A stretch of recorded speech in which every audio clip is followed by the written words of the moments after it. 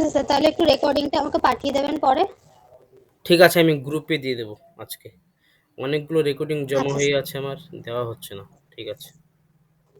ঠিক আছে sir, thank you. হুম, ঠিক আছে। দেখো, অর্থালঙ্কার থেকে বেশি প্রশ্ন আসে, এবং অর্থালঙ্কারের যে সংজ্ঞাগুলো আছে সেটা কিন্তু আমরা রাখতে পারি না। আচ্ছা, বলাই তো না। 19 মিনিট হয়ে গেল। তো কার কার কাছে কি কি বই আছে? অলঙ্কারের বই কি কি আছে? সঙ্গীতের কাছে কি কি বই আছে?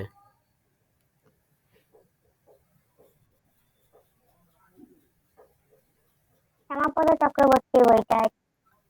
আচ্ছা, অন্য কোনো বই আছে আরো? আর ছন্দাসে মিহির চৌধুরী কামিল্লার যে বইটা হয় ওইটাই আছে, আর কিছু নেই।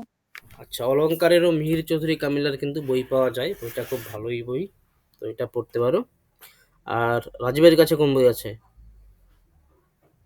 আমার কাছে স্যার দুটোই আছে। ওই মিহির চৌধুরীটা ওটা স্যার পড়েছি, কিন্তু এই অলঙ্কার চন্দ্রিকা যেটা, এটা শ্যামাপদের কিনেছি, কিন্তু স্যার পড়া হয়নি খুব ভালো করে। পড়া হয়নি, আচ্ছা। আর অমৃতের কাছে কি বই আছে? মিহির চৌধুরী কামিল্লা আছে। আচ্ছা, অন্য কোনো বই আছে আরো? অলঙ্কার জিজ্ঞাসা আছে। অলঙ্কার জিজ্ঞাসা। তো আমি একটা বই কিনেছিলাম মোটামুটি গত পরীক্ষার আগে, সেটা হচ্ছে ছন্দ অলঙ্কার দীপিকা, তপন কুমার চট্টোপাধ্যায়। এটাতে তুমি খুব সুন্দর করে দেওয়া আছে, ব্যাখ্যাগুলো দেওয়া আছে। আরেকটা এই গত সপ্তাহ খানেক আগে নিয়ে এলাম, সেটা হচ্ছে অলঙ্কার তত্ত্ব প্রয়োগ। এখানেও সহজ করে ব্যাখ্যা করে দেওয়া আছে। দীপঙ্কর মল্লিক ও দেবারতী মল্লিক, অলঙ্কার ও তত্ত্ব প্রয়োগ, অলঙ্কার তত্ত্ব প্রয়োগ। এগুলো হচ্ছে শ্যামাপদ চক্রবর্তীর বইতে অবশ্যই পড়তে হবে, এবং সেই সঙ্গে যদি এই বইগুলো থাকে, মিহির চৌধুরী কামিল্লা, তপন কুমার চট্টোপাধ্যায়, অলঙ্কার তত্ত্ব প্রয়োগ, মানে এগুলোতে ব্যাখ্যাটা ভালো করে দেওয়া আছে। তো অলঙ্কার তত্ত্ব প্রয়োগ কি লেখকটার নাম বললেন? দীপঙ্কর মল্লিক ও দেবারতী মল্লিক। আচ্ছা, আমি ফোন নাম্বার দিয়ে দেবো, ওখানে কন্ট্যাক্ট করলে, আমার কথা বললে পেয়ে যাবে। আচ্ছা, আমি কথা বলে নেবো আজকে। দাম খুব একটা বেশি না, 250 টাকা মনে হচ্ছে, 250 টাকা। হোম ডেলিভারি পোস্ট অফিসে পাঠিয়ে দেবে, অসুবিধা নেই। তো এখানে দেখলাম আমি সহজ করে, খুব সুন্দর করে সহজ করে দেওয়া আছে, এবং ছোট ছোট টিকার মতো করে দেওয়া আছে। যেমন অতি শয়োক্তি অলঙ্কার, এটা যে আলোচনা করেছি আমি, বইটা দেখলাম তো দুদিন। যেমন এখানে একটা দেওয়া আছে জিনিস, সেটা হচ্ছে কি, ষষ্ঠ শতকের আলংকারিক দণ্ডী তার কাব্যদর্শ গ্রন্থে অতিশয়োক্তি নামটি প্রথম ব্যবহার করেন। তাহলে এটা কি হলো? এটা কিন্তু আমাদের অলংকার যে তত্ত্ব আছে, ভারতীয় কাব্যতত্ত্ব, এখানকার একটু কাজে লেগে গেল। তারপরে এখানে কি, অলংকারের সহজ পাঠ, এই অলংকার উপমান উপমেয়কে সম্পূর্ণভাবে গ্রাস করে, ফলে উপমানটি একমাত্র চোখে পড়ে। তো বিভিন্ন জায়গায় না, এই যে অলংকার ভারতীয় কাব্যতত্ত্ব, এখানকার যে কিছু কিছু লাইন, কিছু কিছু এটা দেওয়া আছে। এবং এই বইটাতে না, বিভিন্ন ইউনিভার্সিটিতে যে মক টেস্ট অলংকারের প্রশ্নগুলো, সেটা কিন্তু এখানে দেওয়া আছে, এবং প্রিভিয়াস ইয়ারের ইসেগুলো দেওয়া আছে। প্রিভিয়াস ইয়ারের এনেটের সেটের প্রশ্নগুলো দেওয়া আছে, এবং আরেকটা দেওয়া আছে বিভিন্ন কবিদের অলংকার লাইনগুলো দেওয়া আছে, এবং তার ব্যাখ্যা দেওয়া আছে।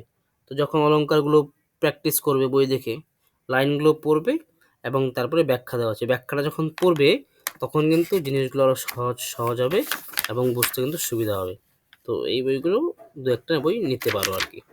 শ্যামাপদ চক্রবর্তীর বই তো অবশ্যই পড়বে, মানে শ্যামাপদ চক্রবর্তীর বইয়ের যতগুলো অলংকারের সংজ্ঞা আছে বা উদাহরণগুলো আছে, সেগুলো সবগুলো পড়তে হবে। উদাহরণগুলো খুব গুরুত্বপূর্ণ, কারণ ওখান থেকে কিন্তু প্রশ্ন দেয়, এবং কিছু কিছু লাইনের ব্যাখ্যা নেই, সেই লাইনগুলো বা সেখানকার যে লাইনগুলো, সেটার ব্যাখ্যা কিন্তু এই বইগুলোতে পাবে, ভালো করে দেওয়া আছে।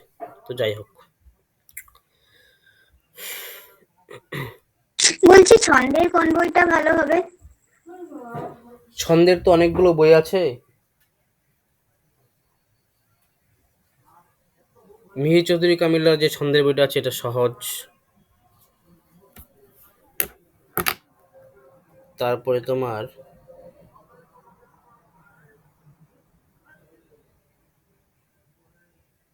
দাঁড়াও 1 মিনিট, আমার সে লিস্ট আছে ছন্দের বইয়ের।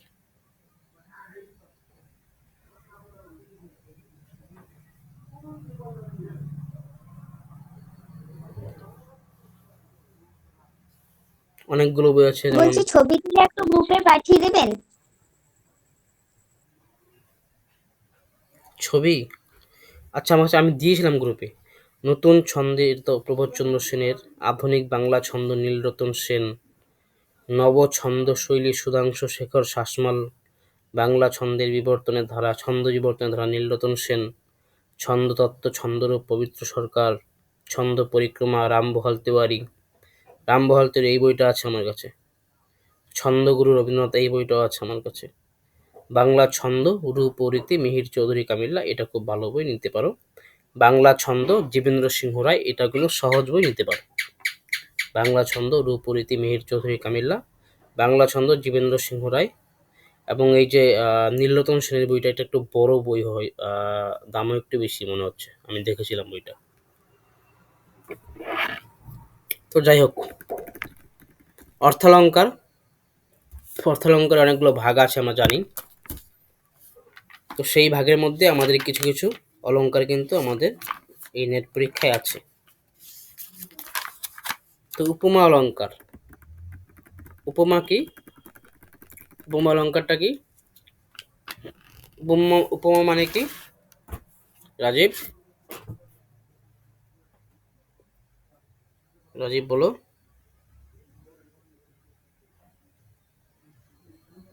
মনে, মানে স্যার তুলনা করা। হ্যাঁ, উপমা মানে তুলনা করা, এটা হচ্ছে উপমা অলঙ্কার।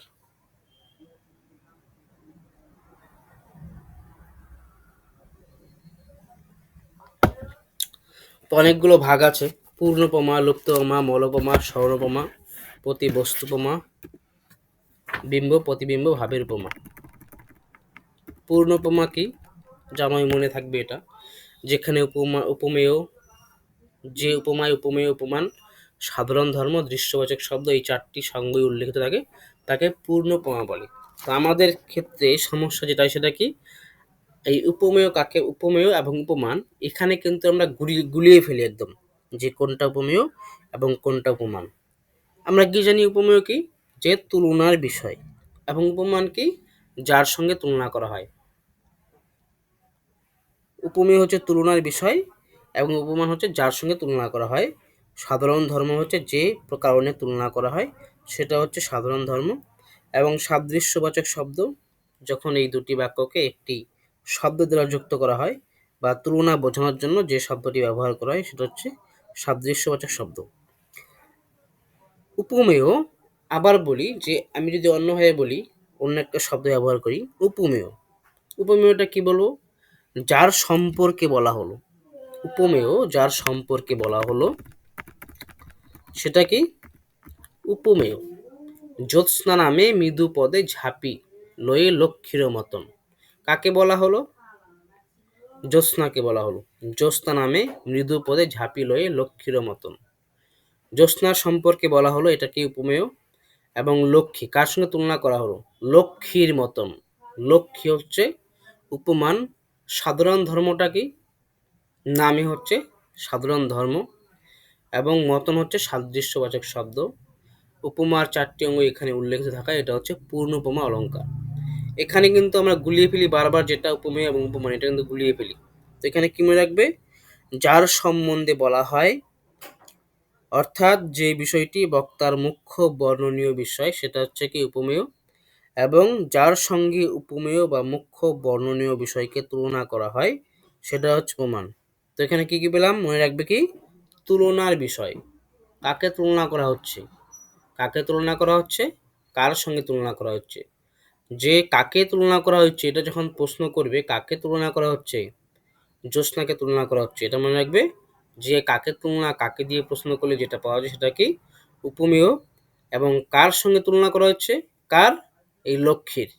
কার দিয়ে প্রশ্ন করলে যেটা উত্তর হয় সেটা কি? উপমান। মনে থাকবে? আচ্ছা, যেহেতু জানো লুপ্তমামা, যেখানে একটি থাকবে না সেটা হচ্ছে লুপ্তমামা। এই দেখো, পাখির নীরের মতো চোখ তুলে নাটোরের বনলতা সেন। পাখির নীরের মতো,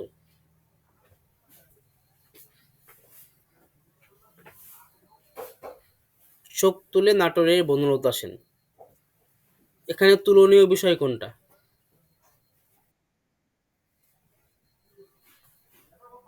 এখানে হচ্ছে চোখ।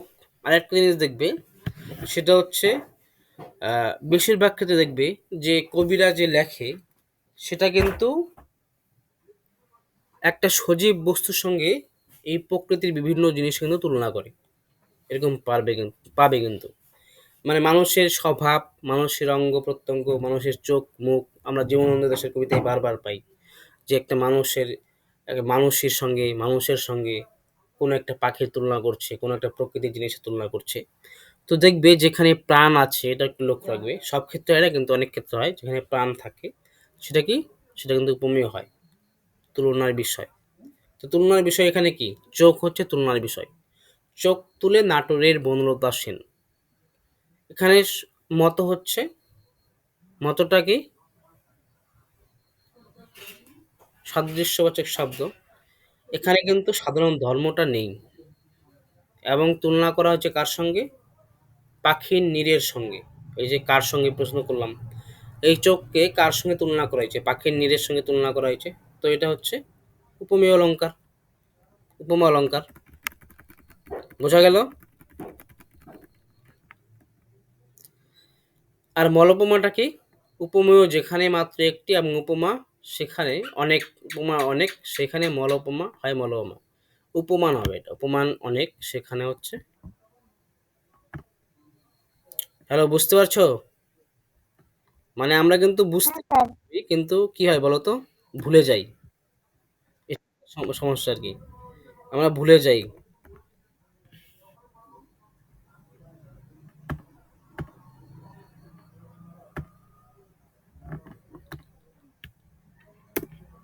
আমরা ভুলে যাই, এটাই হচ্ছে সমস্যা, সংজ্ঞাগুলো ভুলে যাই। মল মানে কি, মালা, একটি সুতোর অনেকগুলো ফুল, এইভাবে মনে রাখতে পারো। এখানে উপমেয় কি, উপমেয় হচ্ছে একটি সুতো এবং উপমান কি, অনেকগুলো ফুল। অর্থাৎ যেখানে একটি সুতোয় অনেকগুলো ফুল দিয়ে মালা গাঁথা হয় সেটা হচ্ছে মলপমা অলঙ্কার। মনে থাকবে একদম সহজ করে, যেখানে একটি সুতো এবং সুতোতে অনেকগুলো ফুল দিয়ে মালা গাঁথা হয় সেটা হচ্ছে মলপমা, মালা তৈরি হয়, এটা হচ্ছে মলপমা অলঙ্কার। সুতোটা হচ্ছে উপমেয়। বুঝলে? হ্যালো, আছো তো না চলে গেছে সবাই? আচ্ছা, কেউ জয়েন করলো না। তো এইভাবে কিন্তু করবে, মনে থাকবে তাহলে। স্মরণোপমা, স্মরণোপমা মানে কি, স্মরণ করা। কোনো পদার্থের অনুভব থেকে যদি তৎসদৃশ্য অপর বস্তু স্মৃতি মনে জেগে ওঠে তবেই স্মরণোপমা অলঙ্কার হয়। শুধু যখন আশ্বিনেতে ভোরে শিউলি বনে শিশির ভেজা হাওয়া বেয়ে ফুলের গন্ধ আসে তখন কেন মায়ের কথা আমার মনে ভাসে। অর্থাৎ এই যে শিউলি ভেজার যে স্পর্শ, যে গন্ধ, ফুলের গন্ধ, এই গন্ধ পেয়ে যখন যখন পেয়েছে তখন কি মায়ের, তার মায়ের কোলে যখন ঘুমোতো, তার আদর, সেটা কিন্তু কথা মনে পড়তো, সেটা এখানে মনে হয়েছে তার। বস্তু প্রতি বস্তুভাবের উপমা, একই সাধারণ ধর্ম যদি উপমেয় এবং উপমানে বিভিন্ন ভাষায় প্রকাশিত হয় তাহলে সাধারণ ধর্মের এই ভিন্ন ভাষারূপ দুটিকে বলা হয় বস্তু প্রতিবস্তু। এইভাবে উপমার তুলনাবাচক শব্দ ভাষায় প্রকাশ করতে হবে।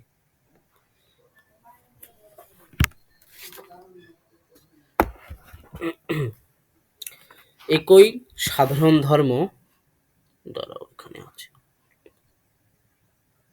বস্তু প্রতিবস্তু, এখানে বস্তু বলতে উপমেয় ধর্ম এবং প্রতিবস্তু বলতে উপমান ধর্মকে বোঝানো হয়।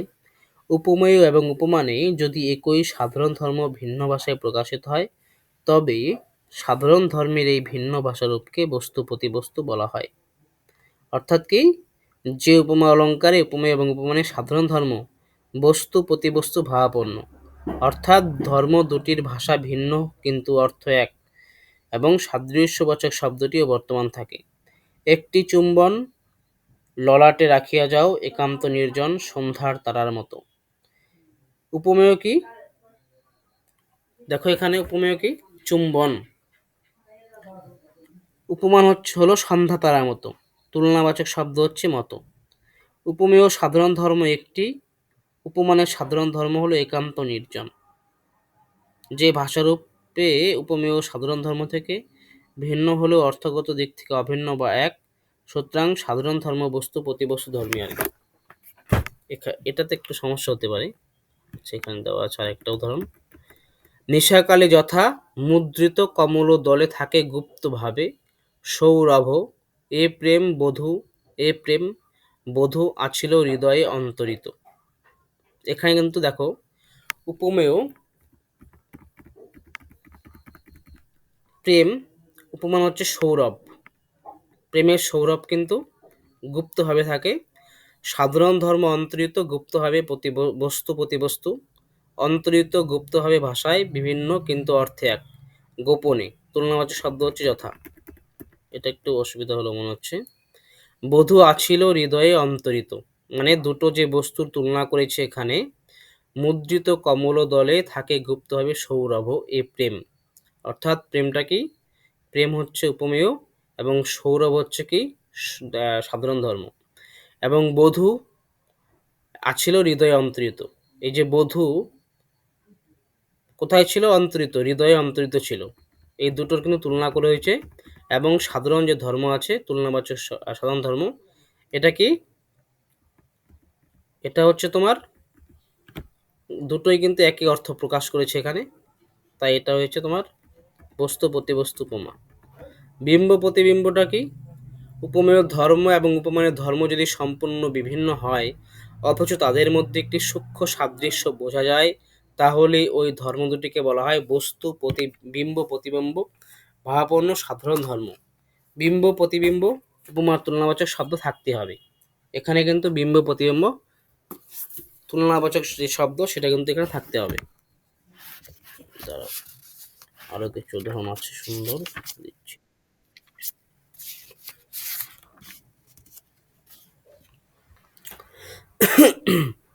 মানে বস্তু বিম্ব প্রতিবিম্বটা কি, বিম্ব হলো এই যে বিম্ব যেটা থাকবে, বিম্ব প্রতিবিম্ব, বিম্বটা কোথায় দেখা যাবে, বিম্বটা দেখা যাবে উপমেয়তে। উপমেয়ের ধর্ম হচ্ছে বিম্ব এবং প্রতিবিম্ব হলো উপমানের ধর্ম। এখানে উপমেয়ের ধর্ম এবং উপমানের ধর্ম যদি আলাদা হয়, অর্থাৎ উভয়ের সাধারণ ধর্ম যদি ভিন্ন হয়, শুধু উভয়ের মধ্যে উভয়ের সাদৃশ্য পরিধানযোগ্য হয়, যাতে তুলনাবাচক শব্দ উপস্থিত থাকে, সেই উপমা অলঙ্কারকে বিম্ব প্রতিবিম্ব ভাবের উপমা বলা হয়। আচ্ছা, কি উদাহরণ আছে এখানে? কানুর প্রীতি বলিতে বলিতে পাজর ফাটিয়ে ওঠে, শঙ্খ বণিতের করাত যেমতি আসিতে যাইতে কাটে। এই উদাহরণটিতে উপমেয় কানুর প্রীতি, উপমান শঙ্খমণিক। কানুর প্রীতি এটা হচ্ছে কার প্রীতি, কানুর প্রীতি উপমেয়। উপমান কি, শঙ্খমণিকের করাত। এখানে কিন্তু কানুর প্রীতির সঙ্গে কার তুলনা করা হয়েছে, করাতের, শঙ্খমণিকের করাতের তুলনা করা হয়েছে। উপমেয় ধর্ম বলিতে পাজর ফাটিয়ে ওঠে এবং উপমানের ধর্ম কি, যাইতে আসিতে যাইতে কাটে। পাজর ফাটিয়ে ওঠে এটা হচ্ছে উপমেয় ধর্ম এবং উপমানের ধর্ম কি, আসিতে যাইতে কাটে। সব অবস্থায় দুঃখময়, এই তাৎপর্যে ধর্ম দুটির সাদৃশ্য পাওয়া যাচ্ছে বলে এরা হচ্ছে বিম্ব প্রতিবিম্ব ভাবের সাধারণ ধর্ম। আচ্ছা, বুঝতে পারলে এই দুটো, নাকি আবার বলবো এখান থেকে এই দুটো? হ্যালো, স্যার আরেকবার বলে দেন। আরেকবার। আচ্ছা, প্রতিবস্তুটা বলি আগে। প্রতিবস্তুটা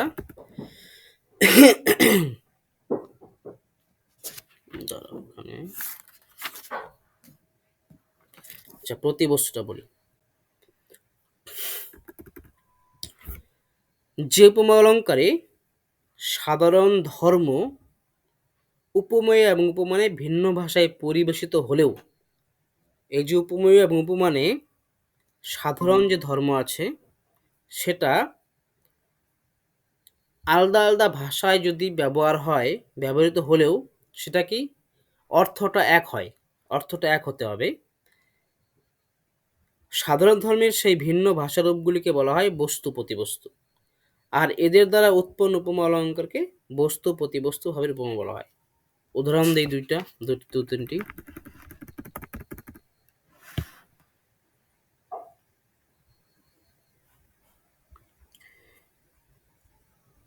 ছোট উদাহরণ দিচ্ছি। ফুটিল পদ্ম আকাশে যেমন পূর্ণ চন্দ্র ওঠে।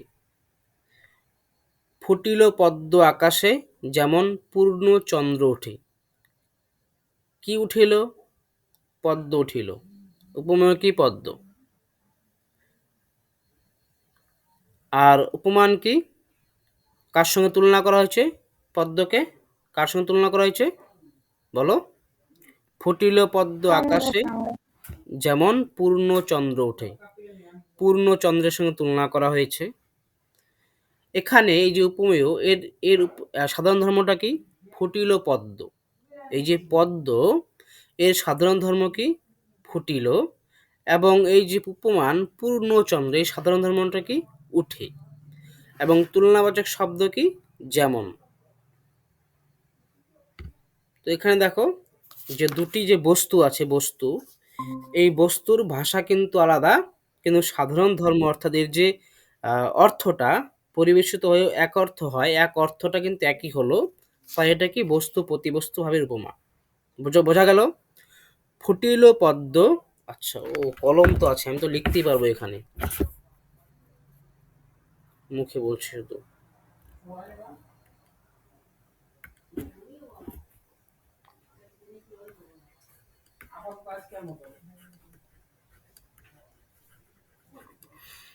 ফুটিল পদ্ম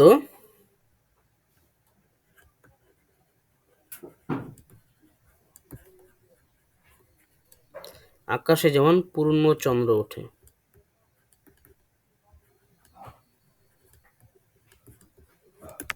লেখাটা খারাপ হবে কারণ প্যাডে লেখা অভ্যাস নেই, নতুন প্যাড। তো এখানে দেখো এই যে পদ্ম, এটা কি? কি ফুটিল? পদ্ম ফুটিল। এটা কি? উপমেয়। উপমেয়। কার সঙ্গে তুলনা করা হয়েছে পদ্মকে? কার সঙ্গে বলো? আছো কি না চলে গেছো সবাই? পূর্ণচন্দ্রের সঙ্গে। উপকারে লাগবে কিন্তু, হ্যাঁ। আচ্ছা, ও চলে গেছে। কার সঙ্গে তুলনা করা হয়েছে? পূর্ণচন্দ্রের সঙ্গে তুলনা করা হয়েছে। তাহলে এটা কি? এটা হচ্ছে উপমান। এটা হচ্ছে উপমান। এই উপমেয় এর সাধারণ ধর্ম কি? ফুটিল, ফোটা। এবং এই যে পূর্ণচন্দ্র উপমান এর সাধারণ ধর্ম কি? ওঠে, পূর্ণচন্দ্র ওঠে। ঠিক আছে? তো এখানে দেখো দুটো বস্তু, এদের অর্থটা কি হলো? যে পদ্ম ফোটে এবং পূর্ণচন্দ্র ওঠে। মানে কি? সকাল হলে পদ্মটা ফুটলো এবং আচ্ছা, তুলনা করা হয়েছে যে আকাশ যেমন পদ্ম ফুটে ওঠে সকালবেলা, তেমনি আকাশে কি হয়? আকাশে কিন্তু পূর্ণচন্দ্র ওঠে। চন্দ্র যেমন ওঠে, ওই পদ্ম তেমনি কিন্তু ফোটে। মানে দুটো ওঠার যে, ফোটার এবং ওঠার যে তুলনা করা হয়েছে, এর ভাষাটা কি? ভাষাটা কিন্তু আলাদা, কিন্তু অর্থটা কি হলো? অর্থটা কিন্তু একই হলো, একই বোঝাচ্ছে। তো দুটি বস্তুর মধ্যে একই অর্থ হলো, ভাষা আলাদা হলো, কিন্তু অর্থটা এক হলো, তাই এটি বস্তু প্রতিবস্তু উপমা অলঙ্কার। বুঝতে পারলে রাজীব? স্যার। হুম। তারপর হচ্ছে বিম্ব হ্যাঁ স্যার। প্রতিবিম্ব। হ্যাঁ বলো, বুঝতে পারলে? হুম।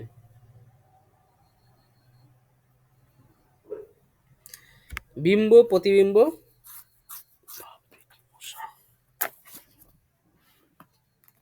অলঙ্কার। এক মিনিট দাঁড়াও, এই বইটা সহজ করে দেওয়া ছিল, দেখেছিলাম। এক মিনিট।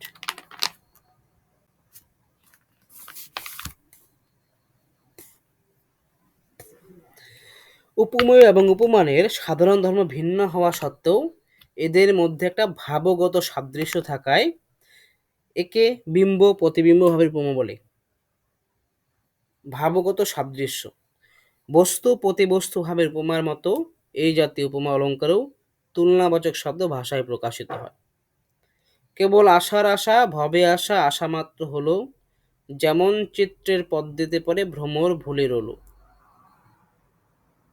আচ্ছা, আরেকটি কানুর প্রীতিটা এখানে আছে, এটা বলি তাহলে। কানুর প্রীতি বলিতে বলিতে পাজর ফাটিয়া ওঠে, শঙ্খমণিকের করাত যেমতি আসিতে যাইতে কাটে। তাই এটি উপমেয়। কানুর প্রীতিতে প্রেমের সঙ্গে তুলনা করা হয়েছে শঙ্খমণিকের করাত, তাই এটি উপমান। যেমতি হলো তুলনাবাচক শব্দ, উপমেয়র ধর্মের সঙ্গে আপাতদৃষ্টিতে কোনো সাদৃশ্য নেই শঙ্খমণিকের করাতে নির্মম কাটার সঙ্গে। আচ্ছা, এখানে কিন্তু দেখো, কানুর প্রীতি বলিতে বলিতে পাঁজর ফাটিয়া ওঠে। এখানে এখানে প্রীতি হচ্ছে প্রেম, এবং শঙ্খমণিকে করাত আলাদা একটা বিষয়। এটা কি করাত? এখানে কিন্তু প্রেম নেই, করাতে কিন্তু প্রেম থাকে না। এটা কাটার সঙ্গে কিন্তু প্রেমের সম্পর্ক নেই, কোনো সাদৃশ্য নেই।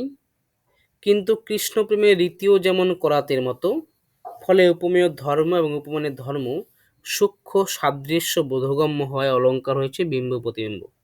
অর্থাৎ এখানে সূক্ষ্ম সাদৃশ্য যেমন পড়লে বুঝতে পারছি, এখানে কিন্তু একটা সাদৃশ্য পাচ্ছি। অর্থাৎ কৃষ্ণ প্রেম, এই প্রেমের যে একটা করাতের মতো, কিন্তু যারা কৃষ্ণকে পাগল হয়েছে আমরা দেখেছি গৌরাঙ্গ মহাপ্রভু কিন্তু সব জায়গায় শুধু কৃষ্ণকেই দেখতে পেতেন, এবং তিনি কিন্তু সেই পুরীতে সমুদ্রে নীল জলের মধ্যে, সমুদ্র জলরশ্মির মধ্যে কৃষ্ণকে দেখতে পেয়ে সেই জলে ঝাঁপ দিয়ে আত্মহত্যা করেছে, এরকম একটা কথা আছে। তো এই যে কৃষ্ণ প্রেম, এই যেমন কলাতের সঙ্গে কোনো সাদৃশ্য নেই, কিন্তু এর যে ভাব বা একটা সাদৃশ্য, সূক্ষ্ম সাদৃশ্য আমরা দেখতে পাচ্ছি, তাই এটি বিম্ব প্রতিবিম্ব ভাবের অলঙ্কার হচ্ছে। তো তোমরা একটা কাজ করতে পারো রাজীব, বস্তু প্রতিবস্তু ভাব এবং বিম্ব প্রতিবিম্ব ভাব। আচ্ছা, এটা মনে হলো আমার, লিখে রাখছি। এখান থেকে একটি সিরিজ তৈরি করব, তাহলে কিন্তু ভুল হবে না আর। মোটামুটি অনেকগুলো 30খানা প্রশ্ন হতে পারে এখান থেকে। তো এই দুটো করে রাখবো, তাহলে কিন্তু ভালো হবে, তাই তো? প্র্যাকটিস হয়ে যাবে এখানে। হ্যাঁ স্যার। হুম, আচ্ছা, দেখি কতগুলো আছে। অনেকগুলোই আছে, এখান থেকে করা যাবে। তারপর আরো দু একটি অলঙ্কার আছে মহাপমা, এগুলো একটু দেখে নিও। দেখি এখানে আছে রূপক অলঙ্কার। আচ্ছা, রূপক অলঙ্কারটা কি? রূপক যেসব শব্দ বাক্যকে নতুন রূপ দেয়, অর্থাৎ শব্দকে অলঙ্কারিত করে, সেই অলঙ্কারকে বলা হয় রূপক। সেখানে ভুল আছে স্পেলিং। নারী যেমন অলঙ্কার পরিধানের মাধ্যমে নিজের উৎকর্ষতা বৃদ্ধি করে, শব্দ তেমন রূপক ব্যবহারের মাধ্যমে স্ব উৎকর্ষতা বৃদ্ধি করে। তো এখানে রূপক অলঙ্কারটা কি? উপমেয়কে গোপন বা নিষেধ না করে উপমেয়ের ওপর উপমানের অভেদ আরোপ করা হলে রূপক অলঙ্কার হয়। শ্যামাপদ চক্রবর্তী অলঙ্কার চন্দ্রিকা গ্রন্থে লিখেছেন, স্বরূপে বা বস্তুগতভাবে উপমান বিভিন্ন হলেও তাদের অতি সাম্য দেখাবার জন্য কাল্পনিক অভেদ রূপের নাম হচ্ছে রূপক। এটা কিন্তু সহজে করা যায়, খুব একটা এখান থেকে ভুল হয় না। রূপকের কিছু শ্রেণীবিভাগ আছে: নিরঙ্গ রূপক, সাঙ্গ রূপক, পরম্পরিত রূপক, অধিকার ও বৈশিষ্ট্য রূপক। তো এখানে নিরঙ্গ রূপক আছে, যেখানে একটি উপমেয়ের উপর একটি উপমানের অভেদ কল্পনা করা হয়, তখন তাকে বলা হয় নিরঙ্গ রূপক। কি উদাহরণ আছে এখানে দেখো, যৌবনের বনে মন হারাইয়া গেল। যৌবন হলো উপমান, এবং বনে, যৌবনের উপর বনের অভেদ কল্পনা করা হয়েছে। উপমেয় যেমন একটি উপমান।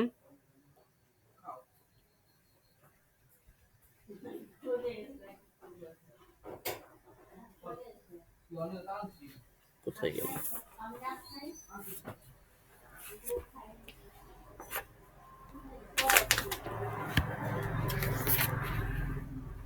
এক মিনিট দাঁড়াও। এটা ভুল আছে এখানে, এটা যৌবন হবে উপমেয়, যৌবন উপমেয় হবে, তাই তো বলছি এখানে উপমান আছে, তো উপমেয় হবে।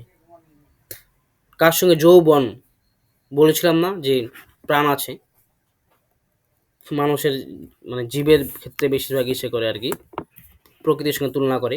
সেক্ষেত্রে দেখো, যৌবনের বনে মন হারায় গেল। যৌবন হচ্ছে কি? যৌবনটা কি সঙ্গীতা? বলো রাজীব, হ্যালো বলো। উপমান। লাইনটা কি এখানে নেমেছে সম্পূর্ণ? আচ্ছা, রূপের পাথারে আখি ডুবে সে রহিল, যৌবনের বনে মন হারায় গেল। এখানে উপমেয় হচ্ছে যৌবন, এবং উপমানটা কি? উপমানটা হচ্ছে বন, যৌবনের বনে। যৌবন কার বনে হারায় গেল? বনে মন হারায় গেল, অর্থাৎ একটি মাত্র উপমেয় যৌবনের সঙ্গে একটি মাত্র উপমানের বন অভেদ আরোপ করা হয়েছে, তাই এটি নিরঙ্গ রূপক হয়েছে, কেবল নিরঙ্গ রূপক হয়েছে। মানে এখানে একটি মাত্র উপমেয় এবং একটি মানে উপমান দুটোকে কি অভেদ আরোপ করা হয়েছে। যৌবনের বনে মন হারায় গেল, অর্থাৎ এই যৌবন ও বন, উপমেয় এবং উপমান, এই যৌবন উপমেয়ের উপরে কি উপমানের অভেদ কল্পনা করা হয়েছে এবং এই দুটোকে একসঙ্গে করে যৌবনের বনে মন হারায় গেল, বোঝা গেল, তাই এটি নিরঙ্গ রূপক অলঙ্কার। নিরঙ্গ রূপক অলঙ্কার আবার দু প্রকার হয়, কেবল নিরঙ্গ রূপক এবং মালা নিরঙ্গ রূপক। কেবল নিরঙ্গ রূপকটা কি, একটি মাত্র অঙ্গহীন উপমেয়ের ওপর একটি মাত্র অঙ্গহীন উপমানের অভেদ আরোপ করলে তাকে কেবল নিরঙ্গ রূপক অলঙ্কার বলে। এমন মানব জমিন রইল পতিত, আবাদ করলে ফলতো সোনা। আলোচ্য অলঙ্কারে উদাহরণটি কেবল নিরঙ্গ রূপক অলঙ্কারের, এখানে একমাত্র উপমেয় হলো মানব জমিন, অন্যদিকে একটি মাত্র অঙ্গহীন উপমান হলো জমিন। এখানে এদের মধ্যে অভেদ্য কল্পনা করা হয়েছে বলে এটি কেবল নিরঙ্গ রূপক অলঙ্কার। আচ্ছা, এই কয়েকটা দেখে নিও এগুলো অলঙ্কারগুলো যেগুলো উদাহরণ দেওয়া আছে। মালা নিরঙ্গ রূপক, যে রূপক অলঙ্কারে একটি মাত্র অঙ্গহীন উপমেয়ের উপর একাধিক অঙ্গহীন উপমানে অভেদ কল্পনা করা হয় তাকে মালা নিরঙ্গ রূপক বলে। শীতের অরুণী পিয়া বা বরিশার ছত্র পিয়া দরিয়ার না।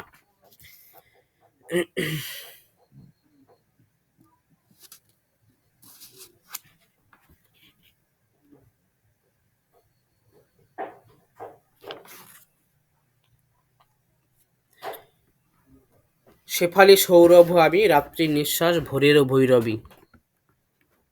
দুটো দেখে নিও, এটা খুব একটা কঠিন না কিন্তু এগুলো কয়েকবার পড়লে কিন্তু পারবে।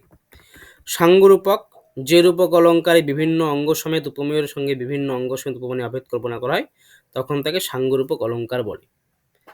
অশান্ত আকাঙ্ক্ষা পাখি মরিতেছে মাথা পুরে খুঁড়ে পাঞ্জার পিঞ্জরে।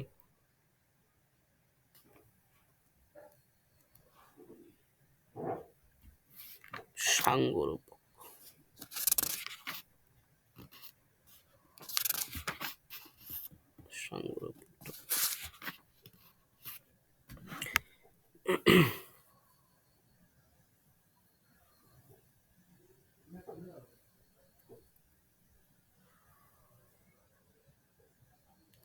আরেকটা উদাহরণ হচ্ছে চরণ পঙ্কজ বললে অঙ্গ সমেত। ও আচ্ছা,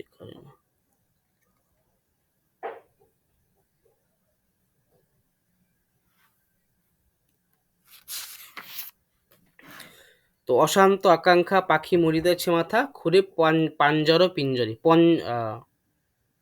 পঞ্জর পিঞ্জরে বা পাঞ্জার পিঞ্জরে। তো এখানে উপমেয়টা কি,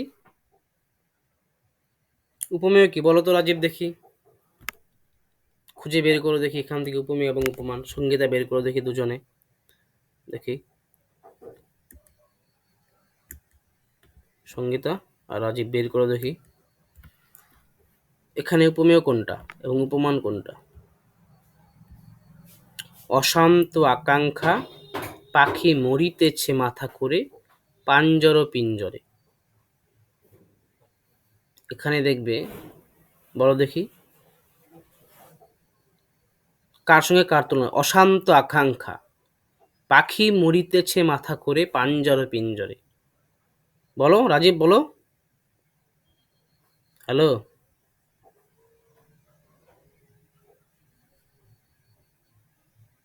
এটা পঞ্জর হবে, পঞ্জর পিঞ্জরে। হ্যালো রাজীব, আছো না নাই? রাজীব, হ্যালো রাজীব বলো। হ্যাঁ স্যার।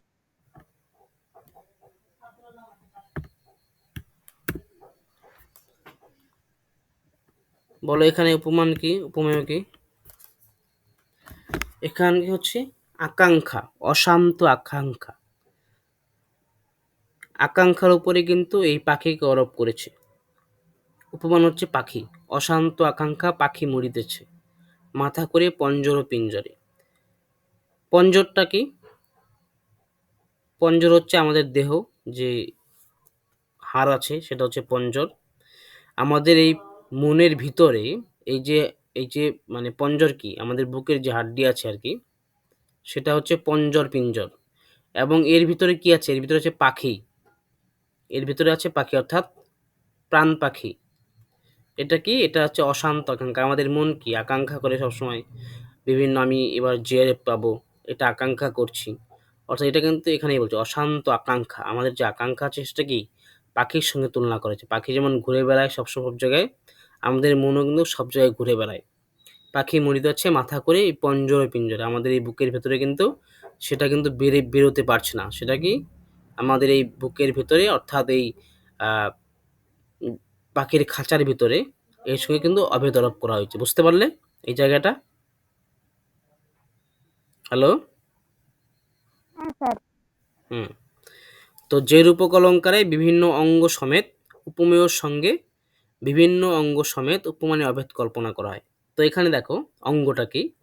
আকাঙ্ক্ষা। এর অঙ্গটা কি? পঞ্জর, আমাদের বুকের হাড়। আকাঙ্ক্ষা তো আর পাখির পিঞ্জরে থাকবে না, এটা আমাদের বুকের আকাঙ্ক্ষা মানুষের হয়, এটা হচ্ছে আমাদের বুকের ভিতরে যে খাঁচা আছে তার ভিতরে থাকবে। এবং পাখি, পাখিটার অঙ্গ, এই যে পাখি মরিতেছে এর অঙ্গটা কি এখানে আছে? পিঞ্জরে। এটা হচ্ছে পিঞ্জর মানে কি খাঁচা। তো এখানে উপমেয় হচ্ছে, উপমেয়ের অঙ্গ হচ্ছে উপমেয় হচ্ছে আকাঙ্ক্ষা, এর অঙ্গ হচ্ছে পঞ্জর, এবং পাখি এটা হচ্ছে উপমান, এবং এর আহ, অঙ্গ হচ্ছে কি পিঞ্জরে। এই দুটোর এই পাখির তুলনা করা হয়েছে একদম পুরো এই সমেত আমাদের আকাঙ্ক্ষা সঙ্গে তুলনা করা হয়েছে, তাই এটি সাঙ্গরূপক অলঙ্কার হয়েছে। পরমপরিত রূপক, যে রূপক অলঙ্কারে একটি উপমানের সঙ্গে অভেদ কল্পনা অন্য একটি উপমানের সঙ্গে অভেদ কল্পনার কারণ হয়ে দাঁড়ায়, তখন তাকে পরমপরিত রূপক অলঙ্কার বলে।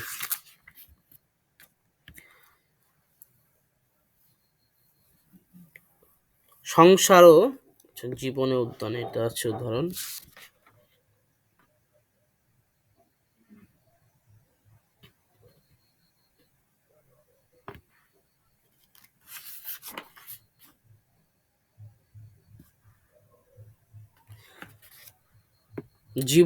জীবন উদ্যানে তোর যৌবন কুসুম ভাতি কতদিন রবে।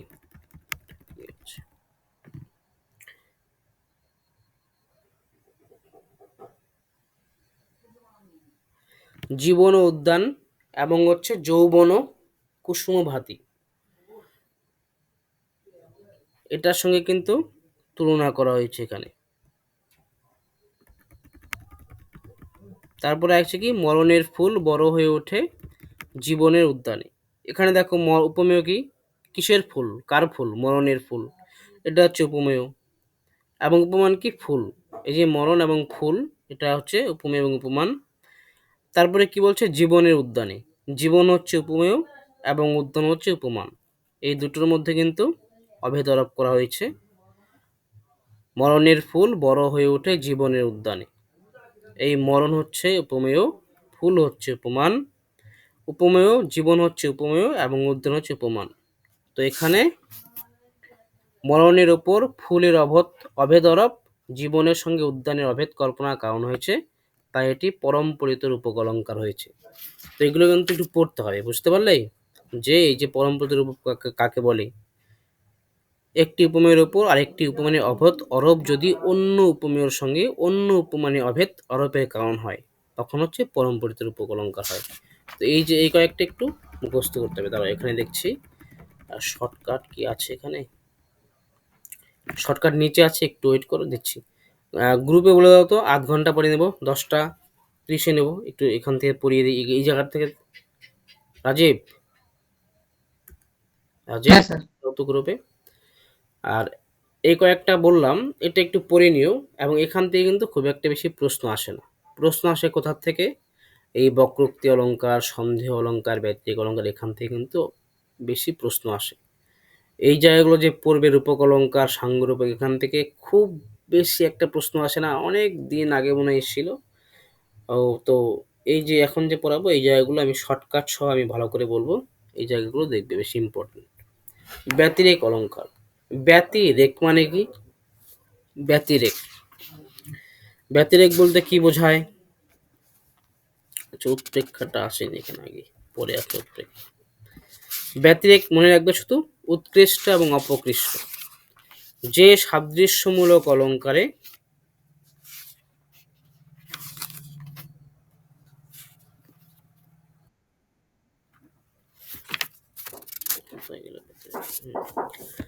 যে সাদৃশ্যমূলক অলঙ্কারে উপমেয়কে উপমানের চেয়ে উৎকৃষ্ট বা নিকৃষ্ট করে দেখানো হয় তাকে ব্যতিরেক অলঙ্কার বলে। শুধু মনে রাখবে যে উৎকৃষ্ট এবং অপকৃষ্ট, তাহলে হচ্ছে ব্যতিরেক বোঝাবে ব্যতিরেক অলঙ্কারে। যেখানে উৎকৃষ্ট বা নিকৃষ্ট বা উৎকর্ষ বা অপকর্ষ দেখাবে সেটাই হচ্ছে ব্যতিরেক অলঙ্কার।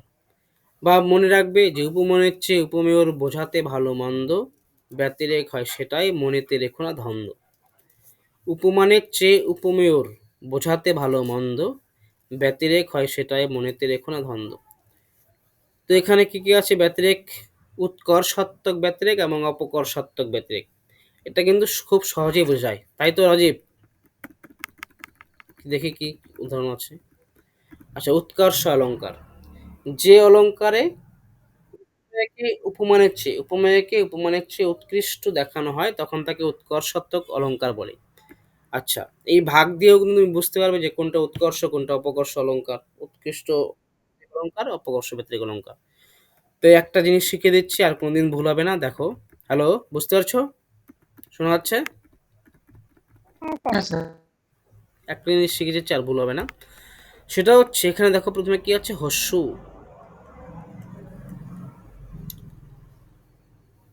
হস্যুতে কি বুঝবে? এখানে উপমেয় বুঝবে, কিন্তু এটা উপমান নয়, উপমান পরে আসবে। প্রথমে পাচ্ছি উৎকর্ষ। তো উৎকর্ষ কাকে উৎকর্ষ দেখাবে? উপমেয়কে উৎকর্ষ দেখাবে। তো যেখানে উপমেয়কে উৎকর্ষ দেখাবে সেটা কি? সেটা হচ্ছে উৎকর্ষ অলঙ্কার। যেখানে উপমেয়কে নিকৃষ্ট দেখাবে সেটা হচ্ছে অপকর্ষ অলঙ্কার। তো দেখো এখানে উদাহরণ আছে অনেক কিছু। যেজন না দেখিয়াছে বিদ্যার চলন সেই বলে ভালো চলে মরালো বরণ। আরেকটা হচ্ছে নবনী নবনী নিন্দিত করে দহন ও দরিছে দুগ্ধ। এখানে সহজ উদাহরণ আছে। আচ্ছা, যেজন না দেখিয়াছে বিদ্যার চলন সেই বলে ভালো চলে মরালো বারণ। এখানে কি বোঝাচ্ছে? উৎকর্ষ না অপকর্ষ?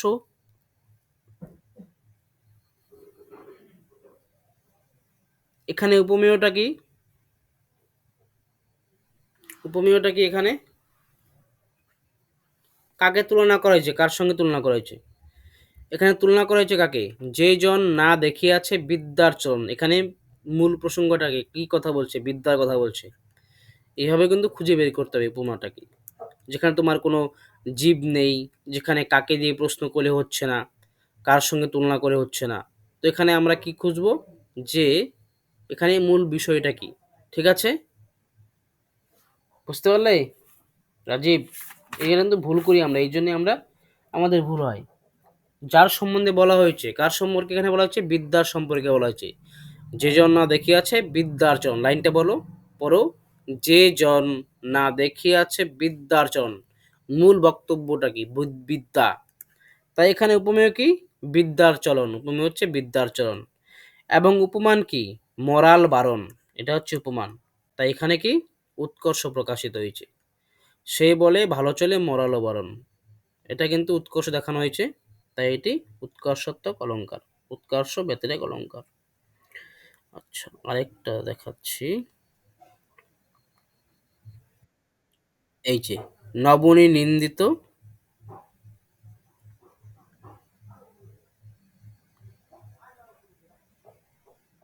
আচ্ছা একটা সহজ দিই। দেখো আমরা, এটা আমি মক টেস্টে দিয়েছিলাম। কলকল্লোলে লাশ দিল আজ নারী কণ্ঠের কালো কাকলি।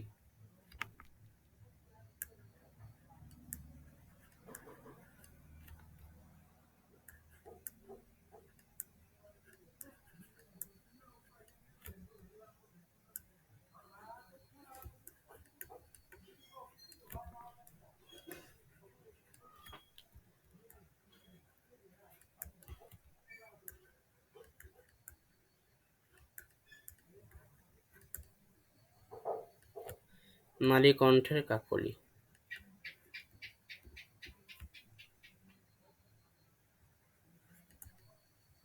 নারী কণ্ঠের কাকলি, দেখো বোঝাই কিন্তু সহজেই বুঝতে পারি।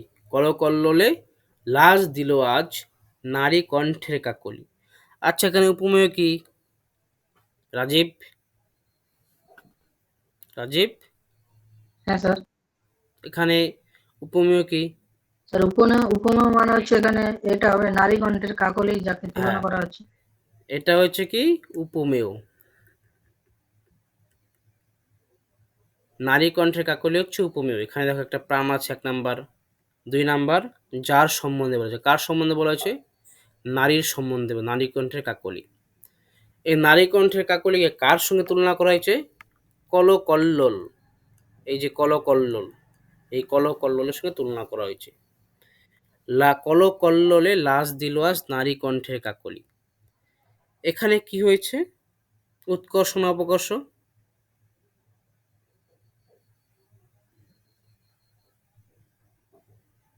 যেটাই হোক, তো এখানে আমরা কি পাচ্ছি? এখানে উৎকর্ষ বা অপকর্ষ কিছু একটা বলেছে। কারণ কি? লাজ দিল আজ, এখানে উৎকর্ষ সূচিত হয়েছে। কলকল্লোলে লাজ দিল আজ নারী কণ্ঠের কাকলি। এখানে উপমেয় হচ্ছে নারী কণ্ঠের কাকলি এবং উপমা হচ্ছে কলকল্লোল। তো স্যার এইভাবে বুঝতে এটা পারবে। তো মনে হচ্ছে নিকৃষ্ট করে দেখানো হচ্ছে, এটা তো অপকর্ষাত্মক হয়ে মনে হচ্ছে। আচ্ছা, এই বইটাতে আবার উপকর্ষ, আমি এটাই ভাবছিলাম যে এখানে তো লাজ দিল, এটা তো নারী কণ্ঠের কাকলিকে নিকৃষ্ট করে দেখানো হচ্ছে। এই বইটাতে ভুল আছে, তাহলে এখানে উৎকর্ষ দিয়েছে, এটা অপকর্ষ হবে এখানে, এটা অপকর্ষ হবে কিন্তু।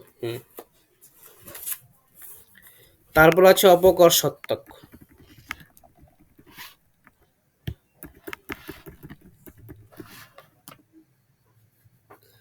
অপকর্ষাত্মক অলঙ্কার, যে ব্যতিরেক অলঙ্কারে উপমেয় হচ্ছে, এখানে নিকৃষ্ট দেখানো হচ্ছে উপমানের যে উপমেয়কে, সেটাও কি? সেটা হচ্ছে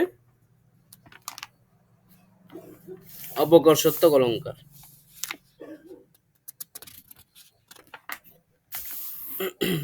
এখানে কি আছে? উদাহরণ, এ পুরীর মাঝে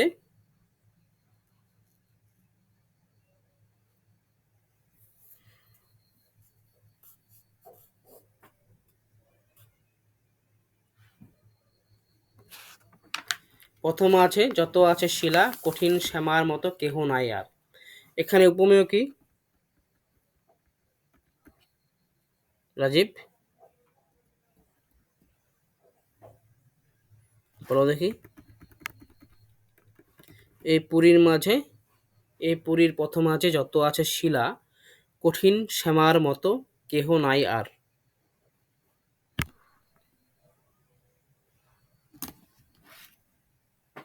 বলো শ্যামার দেখি। মতো, শ্যামাটা হুম, সঙ্গীতা বলো।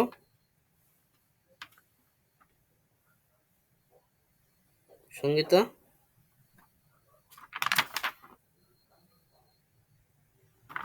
হ্যালো,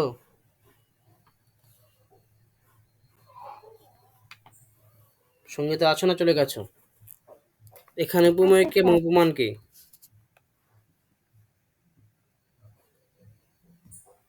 হুম,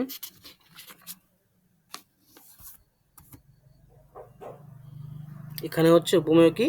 আমি বারবার বলেছি, যাকে কাকে বলা হয়েছে? শ্যামাকে বলা হয়েছে, তাই তো? এবং শ্যামাকে কার সঙ্গে তুলনা করা হয়েছে? শিলার সঙ্গে তুলনা করেছে, শিলা।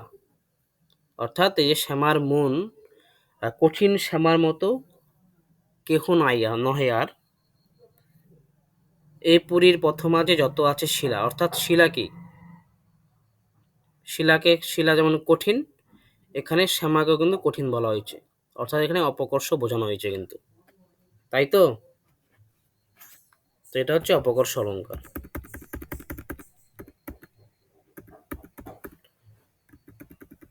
বুঝলে সঙ্গীতা?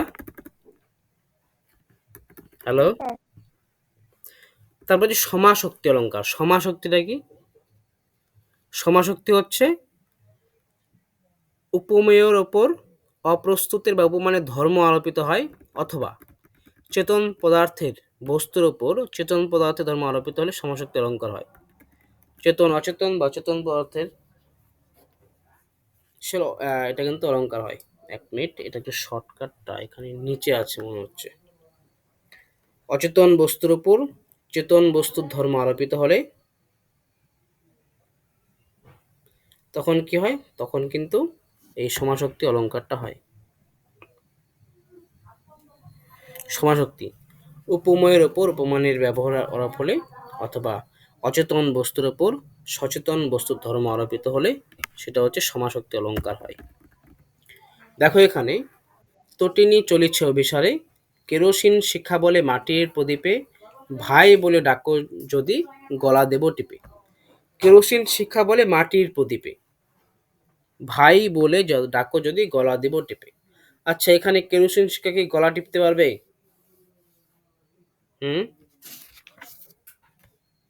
বলো, না, পারবে না। তো এখানে কে পারবে? মানুষ পারবে।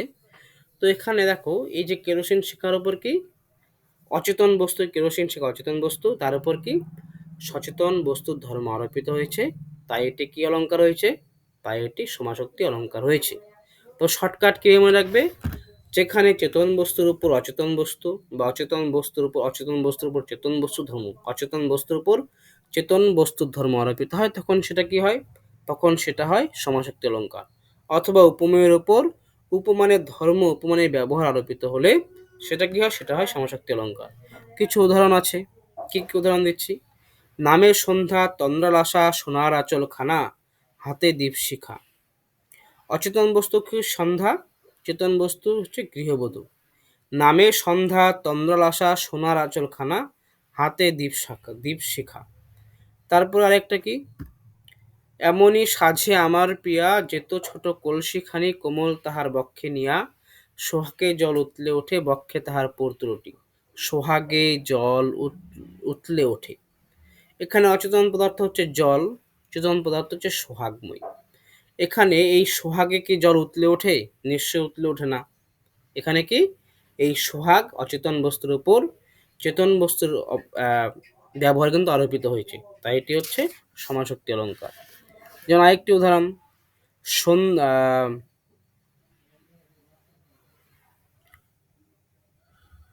আসন্ন শীতের বেলা হামাগুড়ি দিয়ে চলে আসে। আসন্ন শীতের বেলা হামাগুড়ি দিয়ে চলে আসে, হয়ে গেল লাইনটা, হামাগুড়ি দিয়ে চলে আসে। তো শীতের বেলা অর্থাৎ কি? শীতের বেলা দেখতে দেখতে কিন্তু বেড়ে যায়। দেখবে সকাল হলো, ঘুম থেকে উঠে 10টা বেজে গেল। তো এটাকে কি বলেছে? যে হামাগুড়ি, এই শীতের বেলাতে হামাগুড়ির ধর্ম কিন্তু অচেতন বস্তুর উপর চেতন বস্তুর ধর্ম আরোপিত হয়েছে, তাই এটি সমাসক্তি অলঙ্কার হয়েছে। উৎপ্রেক্ষা অলঙ্কার। উৎপ্রেক্ষা অলঙ্কারটা কি? প্রবল মিলের কারণে যদি হয় কোনো সংশয়, উপমেয়কে উপমান ভেবে তবে উৎপ্রেক্ষা হয়। এই যে কবিতাগুলো এখানে দিয়েছে কিছু, এটা একটু পড়বে যে কোনটা কি অলঙ্কার, এখানে মুখস্থ রাখার জন্য। উৎপ্রেক্ষা অলঙ্কার, উৎপ্রেক্ষাটা কি? যেখানে প্রবল মিলের কারণে সংশয় হয়, তখন সেটা কি হয়? তখন সেটা উৎপ্রেক্ষা অলঙ্কার হয়। প্রবল সাদৃশ্যের কারণে উপমেয়কে উপমান বলে উৎকট সংশয় উৎপ্রেক্ষা অলঙ্কার হয়। সাহিত্য দর্পণকার লিখেছেন, ভবেত সম্ভাবনত প্রেক্ষা প্রকৃতস্য পরাত্মনা। তো এখানে মনে রাখবে, উৎপ্রেক্ষা অলঙ্কারের সংশয় হচ্ছে এক কোটিক, এটা খুব ভালো করে মনে রাখবে। আরেকটা পাই আমরা সন্দেহ অলঙ্কার। এখানে যেমন শুধুমাত্র উপমানে ভেসে উঠবে সংশয়টা, কিন্তু সন্দেহ অলঙ্কার যেটা আছে সেটাই কিন্তু উপমেয় এবং উপমান দুটো জায়গাতেই কিন্তু সন্দেহ প্রকাশ পাবে। এবং উৎপ্রেক্ষা অলঙ্কারে শুধু উপমানে কিন্তু সংশয়টা প্রকাশিত হবে। আরেকটা কি, সন্দেহ, সন্দেহ উপমা দুটোতেই পাবে। উৎপ্রেক্ষায় সংশয় এত তীব্র থাকে যে উপমানকে সত্য বলে মনে হয়, সন্দেহ হয় এমন হয় না, সন্দেহে এমন হয় না। তুমি যেন ওই আকাশ ও উদার, আমি যেন ওই আকুল পাথার। তুমি যেন ওই আকাশ ও উদার, আমি যেন ওই আকুল পাথার। উপমেয় কি তুমি এবং উপমান কি আকাশ। সম্ভাবনাবাচক শব্দ হচ্ছে যেন, উপমেয় আমি এবং উপমান হচ্ছে পাথার। সম্ভাবনাবাচক শব্দ হচ্ছে যেন। ব্যাখ্যাটা কি আছে এখানে? উপমেয় তুমি ও আমি অপেক্ষা প্রাধান্য পেয়েছে আকাশ ও পাথার, তাই এটি উৎপ্রেক্ষা অলঙ্কার হয়েছে। সন্দেহ প্রকাশ পাচ্ছে এখানে।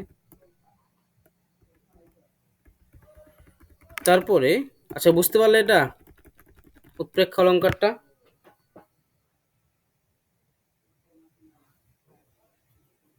রাজীব, হ্যাঁ রাজীব, হ্যাঁ স্যার। নাহলে আবার বলবো, বলো, অসুবিধা নেই। উৎপ্রেক্ষা অলঙ্কার। হ্যাঁ স্যার, পেরেছি। ক্ষুধার রাজ্যে পৃথিবী গদ্যময়, পূর্ণিমার চাঁদ যেন ঝলসানো রুটি। উপমেয় কি? উপমেয় হচ্ছে পূর্ণিমার চাঁদ, উপমান হচ্ছে ঝলসানো রুটি। সংশয়বাচক শব্দ হচ্ছে যেন। আচ্ছা, এখানে একটা কথা বলে দিই, এটা সব থেকে সহজ কেউ ধরতে পারবে রাজীব? সব থেকে সহজ উৎপ্রেক্ষা অলঙ্কার ধরা সবচেয়ে সহজ বুদ্ধি কোনটা বলো? বলো রাজীব। স্যার জানো যে কি কোনো না? সংশয়বাচক থাকবে বা, হ্যাঁ স্যার শুনতে পাচ্ছেন? যখনই দেখবে এই যে এই শব্দগুলো আছে, বুঝি, জনু, গণি, মনে হয়, মনে গণি, বোধ হয়, যেন, যেখানে এই শব্দগুলো থাকবে সেটাই হচ্ছে উৎপ্রেক্ষা অলঙ্কার। বোঝা গেল? যেখানে এই শব্দগুলো থাকবে সেটাই হচ্ছে উৎপ্রেক্ষা অলঙ্কার। যেন শব্দ যেখানে থাকবে সেটাই হচ্ছে উৎপ্রেক্ষা অলঙ্কার। আর বেশি কিছু মনে রাখতে হবে না। তবে যেখানে প্রতীয় অনুৎপ্রেক্ষা অলঙ্কারের ক্ষেত্রে কিন্তু এই যেনটা উহ্য থাকে, সেখানে একটু সমস্যা হবে। উৎপ্রেক্ষা অলঙ্কার যেন যেখানে আছে সেটাই কিন্তু উৎপ্রেক্ষা অলঙ্কার। সেটা হচ্ছে বাচ্যোৎপ্রেক্ষা অলঙ্কার যেমন যেখানে থাকবে, এবং বাচ্যোৎপ্রেক্ষা মানেই তো উৎপ্রেক্ষা অলঙ্কার। উৎপ্রেক্ষার দুটো ভাগ, বাচ্যোৎপ্রেক্ষা এবং প্রতীয় অনুৎপ্রেক্ষা। যেমন কি সন্ধ্যার আগে ঝিলিমিলি ঝিলমের স্রোতখানি বাঁকা, আধারে মলিন হলো যেন খাপে ঢাকা। যেন আছে উৎপ্রেক্ষা অলঙ্কার। হীরামুক্ত মাণিক্যের ঘটা যেন শূন্য দিগন্তের ইন্দ্রজাল ইন্দ্রধনুর ছটা। উৎপ্রেক্ষা অলঙ্কার যেন আছে। তারপরে প্রতীয়মান উৎপ্রেক্ষা অলঙ্কার আছে, এখানে ব্যাখ্যা দেওয়া আছে। প্রতীয়মান উৎপ্রেক্ষা অলঙ্কার কি আছে এখানে? যে উৎপ্রেক্ষা অলঙ্কারের সম্ভাবনাযোগ শব্দ, সংশয়বাচক শব্দ যেন, বুঝি, মনে হয়, জনু প্রভৃতি উল্লেখ থাকে না, অথচ অর্থ থাকে, সংশয়ের ভাবটি অনুভব করা যায়, সেই উৎপ্রেক্ষা প্রতীয়মান উৎপ্রেক্ষা অলঙ্কার হয়। তো প্রতীয়মান উৎপ্রেক্ষা অলঙ্কারে কিন্তু এই যেন শব্দটা থাকে না। তো এখানে কিন্তু যেন উহ্য থাকে, তাই এটা একটু পড়তে হবে। তোমার উদাহরণগুলো পড়তে হবে দেখে। কি পেখনু নটবর গৌর কিশোর, অভিনব হেম কল্পতরু সঞ্চর, সুরধ্বনি তীরে ওজর। উপমেয় হচ্ছে নটবর গৌর কিশোর, উপমান হচ্ছে অভিনব হেম কল্পতরু। সম্ভাবনাবাচক শব্দ যেন উহ্য আছে। কবি নটবর গৌর কিশোরকে কিভাবেই না দেখলেন, তিনি গঙ্গার তীর উজ্জ্বল করে অভিনব এক সোনার কল্পতরু হয়ে বিচরণ করছেন। তো এটা হচ্ছে প্রতীয়মানপেক্ষ অলঙ্কার। অনেক উদাহরণ আছে, সেগুলো একটু পড়তে হবে, কারণ যেন নেই তো এটা কি করবে, এটা ভুল হতে পারে। তো যেন নেই, তাই এইগুলো কিন্তু একটু ভালো করে দেখতে হবে। এবং যেন থাকলে তো কোনো টেনশনই নেই, যেগুলো হচ্ছে উৎপ্রেক্ষা অলঙ্কার যেন থাকলেই। বুঝতে পারলে সঙ্গীতা? হ্যাঁ স্যার। হুম। তারপর হচ্ছে অপন্নহতি অলঙ্কার। উপমেয়কে নিষেধ করে অস্বীকার উপমানকে রসাল হয় অপন্নহতি অলঙ্কার। অপন্নহতি মানে কি? নিষেধ করা। উপমেয়কে অপন্ন অর্থাৎ নিষেধ করে অস্বীকার করে উপমানকে প্রতিষ্ঠা করা হয়, তবে অপন্নহতি অলঙ্কার হয়। এই জায়গাটা কি হয়? না, নয়, নহে, ব্যাজ প্রভৃতির শব্দযোগে এই অলঙ্কার কিন্তু হয়। কিন্তু এখানে অপন্নহতির উল্টোটা কি? নিশ্চয় অলঙ্কার। তো এখানে আমরা যদি ভুল করি যে কোনটা হচ্ছে, কালকে মক টেস্ট দিয়েছো অলঙ্কারের, দিয়েছো রাজীব? অলংকারে মক টেস্ট দিয়েছো তো রাজীব, না দাওনি? দাওনি, সিরিজটা দাওনি। না স্যার আজকে না ৭২টা প্রশ্ন ছিল, দাওনি। তো এখানে দেখো ৭২টা প্রশ্ন ছিল এই জিকে জিসি কি গণেশ দা এর আগে মক টেস্ট দিয়েছিল, তবুও কিন্তু ৪১টা ঠিক করেছে। কেন করেছে? এই যে অপন্নতি এবং নিশ্চয়, এখানে কিন্তু গন্ডগোলটা করেছে। এই জায়গাটা গন্ডগোলটা করলে কিন্তু হবে না। এই জায়গাটা যদি ঠিকঠাক ধরতে পারে তাহলে অপন্নতি এবং নিশ্চয় অলঙ্কার কিন্তু ঠিক হবে। এবং এই জায়গাটাই পরীক্ষায় বারবার প্রশ্ন দেয়, অপন্নতি এবং নিশ্চয় অলঙ্কার থেকে প্রশ্ন দেয় বারবার, যে কনফিউশন প্রশ্ন, যেগুলো খুবই টাফ এবং ধরতে খুব অসুবিধা হয়, সেই প্রশ্নগুলো কিন্তু এখানে দেয়। তো সেই জন্য কি করতে হবে, এই জায়গাটা কিন্তু ভালো করে পড়তে হবে। এই যে অপন্নতি এবং হচ্ছে নিশ্চয় অলঙ্কার। শিশির বিন্দুর ছলে উষা দেবী। আচ্ছা, আরেকটা শর্টকাট বলে দিই, যে অপন্নতি এবং নিশ্চয় কিভাবে মনে রাখবে। অপন্নতি যেখানে উপমেয়কে অস্বীকার করবে, উপমানকে প্রতিষ্ঠা করবে, সেটা হচ্ছে অপন্নতি। বা মনে রাখবে যে না, নয়, নহে, ছলে, ব্যাজ ইত্যাদি যেখানে ব্যবহার করে সেটা হয়তো অপন্নতি হবে, সেটা বা নিশ্চয় হবে। তো কি খুঁজবে তখন? খুঁজবে যে উপমেয় কোনটা, উপমান কোনটা। যেখানে দেখবে যে উপমানকে প্রতিষ্ঠা করা হয়েছে, তখন কি হবে?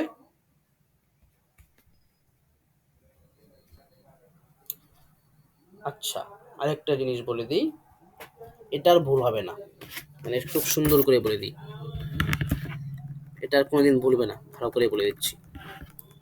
দেখো,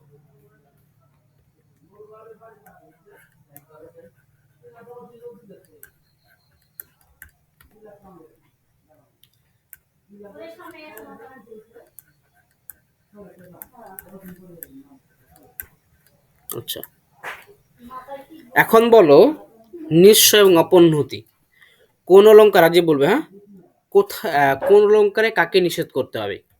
অপন্নতিতে কাকে নিষেধ করব বা কাকে প্রতিষ্ঠা করব, যেগুলো একটা মনে রাখবে। অপন্নতিতে কাকে প্রতিষ্ঠা করব এবং নিশ্চয় কাকে প্রতিষ্ঠা করব, বলো বলো। নিশ্চয় অলঙ্কারে কাকে প্রতিষ্ঠা করতে হবে, বলো রাজীব, বলো তাড়াতাড়ি বলো, সময় তো নেই, আর 10 মিনিট আছে। রাজীব, হ্যাঁ স্যার, নিশ্চয় অলঙ্কারে উপমেয়কে স্বীকার প্রতিষ্ঠা করবো করতে হবে। নিশ্চয়ই। হ্যাঁ, নিশ্চয়ই অলঙ্কারে উপমেয়কে স্বীকার করবো। উপমেয়কে স্বীকার করতে হবে বা প্রতিষ্ঠা করতে হবে। আমি যদি এইটুকু মুখস্থ রাখি তাহলে বাকিটুকু মুখস্থ করার দরকার নেই। উপমেয়কে যদি প্রতিষ্ঠা করি তাহলে উপমানকে অস্বীকার করব। তো এখানে নিশ্চয় অলঙ্কারে কাকে প্রতিষ্ঠা করব? নিশ্চয় অলঙ্কারে প্রতিষ্ঠা করব উপমেয়কে। আচ্ছা, এটা ভুল হবে না, কিভাবে মনে রাখবে বলে দিচ্ছি। এখানে প্রতিষ্ঠা করব কাকে? উপমেয়কে। এই জায়গাটা ভালো করে দেখবে, এই যে ২৯ যেটা আছে এবং এখানে ২৯ আছে, অর্থাৎ নিশ্চয় এখানে ২৯ পাচ্ছি এবং উপমেয় এখানে ২৯ পাচ্ছি। তাই এটা হচ্ছে এই যে নিশ্চয় ২৯, অর্থাৎ এখানে উপমেয়কে প্রতিষ্ঠা করতে হবে। এবং এটা আমি পেয়ে গেলাম, নিশ্চয় আমার মনে থাকবে সারা জীবন, যে নিশ্চয়ই ২৯ আছে, অর্থাৎ এখানে উপমেয়কে প্রতিষ্ঠা করতে হবে। এবং অপন্ন হতেই এখানে কিন্তু তাহলে কি থাকবে, এখানে কাকে প্রতিষ্ঠা করব? এখানে এখানে প্রতিষ্ঠা করব, এখানে প্রতিষ্ঠা করব উপমানকে। বুঝতে পারলে সঙ্গীতা? হ্যাঁ স্যার। এইভাবে কিন্তু কিছু টেকনিক ইউজ করতে হবে, তাহলে কিন্তু সহজভাবে মনে রাখতে পারবে। নিশ্চয় এখানে ২৯ হচ্ছে, উপমেয়কে প্রতিষ্ঠা করব, এবং উপন্নতি এখানে হচ্ছে উপমানকে প্রতিষ্ঠা করব। তো এখন আমাদের খুঁজতে হবে যে কোনটা কি। আচ্ছা, অপরিহতি অলঙ্কার। এ নহে গান প্রিয়, কান্না এ যে তব বিরহে। এখানে দেখি কি কি আছে, এখানে দুটো আছে।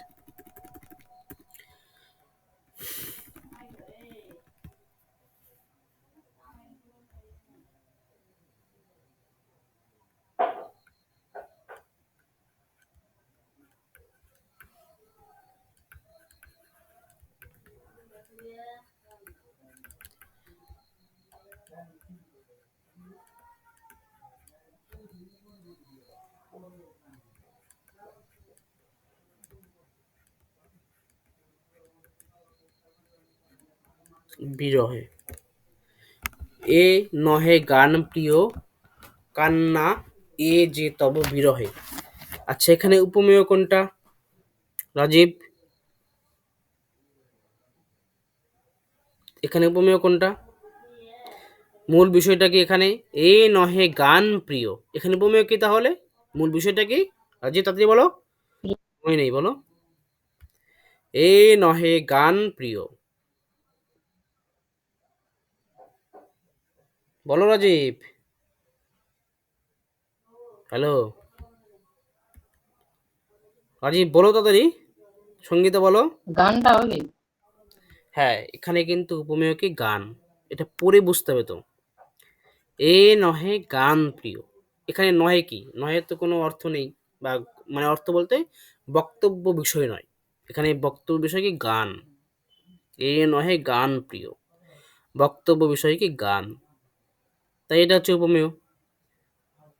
প্রিয় কান্না এ যে তব বিরহে, এখানে উপমান কি?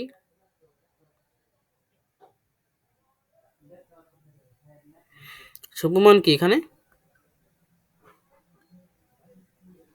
কাকে বলবো উপমান? কান্না। তো এখানে কি বললো বক্তব্য বিষয়টা ভালো করে দেখো।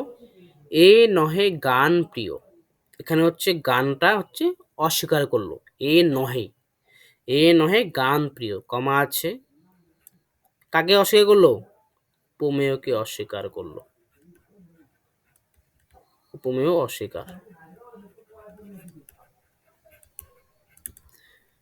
তাই তো। এ নহে গান প্রিয়, এই যে উপমেয় আছে এটাকে অস্বীকার করলো। কান্না এ যে তব বিরহে, এটা কি পেলাম? এটা হচ্ছে উপমান, উপমানকে স্বীকার করলো। তাহলে এটা কি অলংকার হলো? উপমানকে স্বীকার করলো, এটা কি অলংকার হলো বলো? অপোন্নতি। এটা হচ্ছে অপরিণতি অলংকার কিন্তু হলো। এই নহে গান প্রিয় কান্না এ যে তব বিরয়, তাই এটা হচ্ছে অপরিণতি অলংকার। তো এর উল্টোটা হবে নিশ্চয় অলংকার। তো সময় তো খুব একটা নেই, 4 মিনিট আছে, তো আজকে থাক। আগামী একদিন, পরশু দিন বা তারপর দিন আমি আবার করাবো, ঠিক আছে? হ্যাঁ রাজীব? হ্যাঁ স্যার।